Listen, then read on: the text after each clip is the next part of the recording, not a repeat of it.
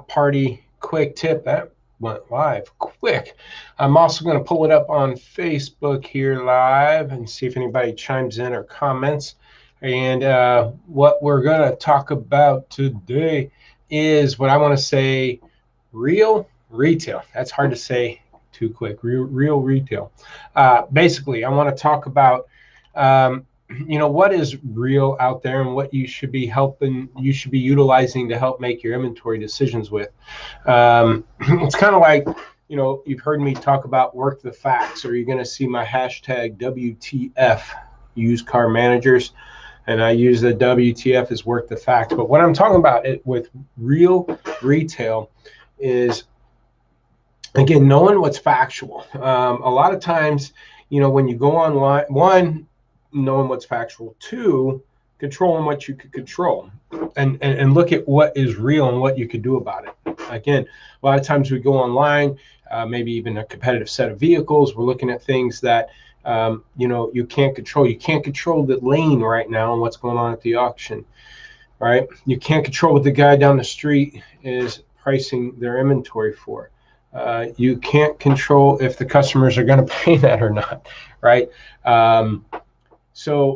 But also you need to understand what is real and happening on your lot and your inventory levels. So a good example, I bring it up a lot, is, let's say, for example, you're carrying too many cars in your 31 to 45 compared to your sale rate. So if you look at your 31 to 45 and age bucket, and there's 25% of your inventory sitting in there, but you've been only selling 10% out of that bucket, that is real. That's a fact. You're selling 15% too light, and if you continue to go down that path, those cars will bleed through and they will go into the 46 to 60 bucket. And if you're not selling enough out of that bucket, that is fact. That is real. And when I talk about real retail, is looking at the reality of what is really happening on your lot. Because when we start looking at all these outside parameters, saying, man, the auction price is here, I don't have enough cars, the customers are going to come, and I need more, and like that guy down the street has this, and the market's doing that, and my inventory tool says this. Again, some of that information, especially online too, can be misleading. When you look at, well, my car's priced here, price there compared to what they see online, right? And what is actually happening as far as being listed. And time again, I've seen it on the used car manager group on Facebook. They're finding vehicles listed wrong. Toyota Tacoma was an example, I think, that was listed wrong. You see vehicles that are manipulated in their trim levels just to make it look like a good and great deal, and that then manipulates market data. And again, that's the stuff that's just not. It's real. Obviously, it's there, but it's not real in the fact that you can do anything about it. And you got to look at reality and real retail, meaning what is really happening with your lot, what is happening with your information. One.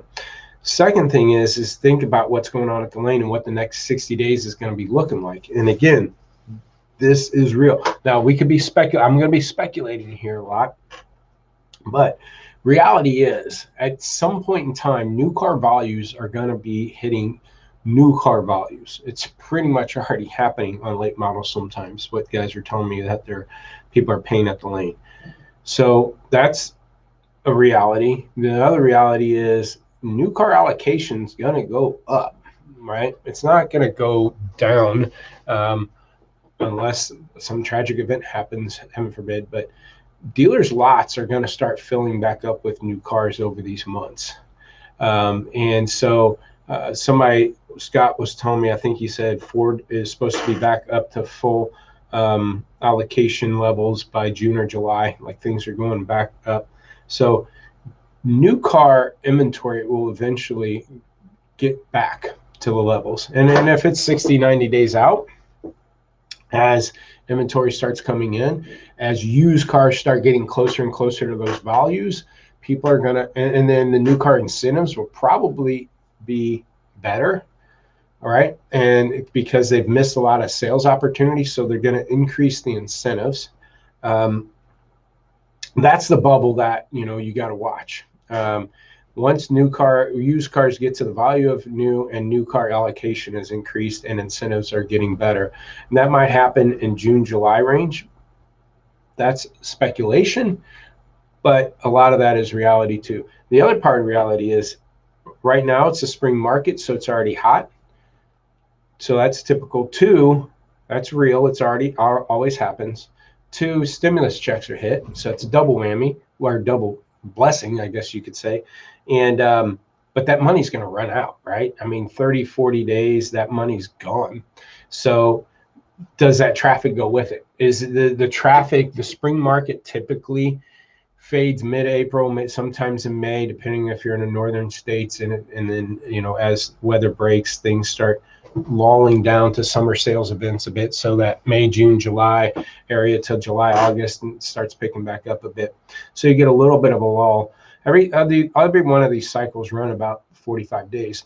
So that is a reality also. The seasonal adjustments will happen. This year it's probably 1 month later than usual. The money will go away.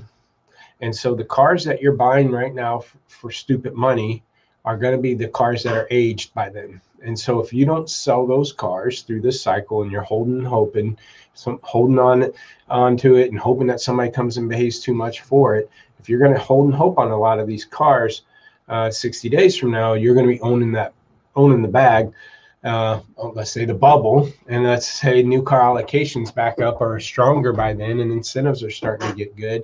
That could really put a pinch 60 days from now. Speculation, but a lot of that, again, is reality. The stimulus money will go away, seasonal adjustment will happen, new car allocations will go up. Okay, now incentives being better, who knows? That's speculation. But those things are going to happen. It's just a matter, is it 30 days? Doubt it. 45 days? Maybe 60 days? Probably. And then we got to see what happens. So the only thing that keeps used cars strong is if new car allocations continue to dwindle, new cars aren't out there, and people have to get something. But again, that money will eventually go away. I will also tell you this. Our best stores aren't running. To me, this whole wholesale auction things reminds me of the toilet paper fiasco when COVID hit, right? Everybody with sanitizers, you couldn't find it, and everybody needed it, and it was crazy. And people bought in bulk, and then next thing you know, and people are selling dollar sanitizer lotion, on eBay for $10, and then all of a sudden that stuff got cut off, and then production got back up, and now the aisles are full again, and kind of make a lot of people look stupid with that whole situation. And this could be that. Everybody's running at the lane, and I think the good operators aren't falling for that. Matter of fact, one of my best dealers says he runs better when they're clean. That meaning everybody has a bigger sense of urgency at the store because they're so lean. Customers have a sense of urgency because they have inventories moving quick.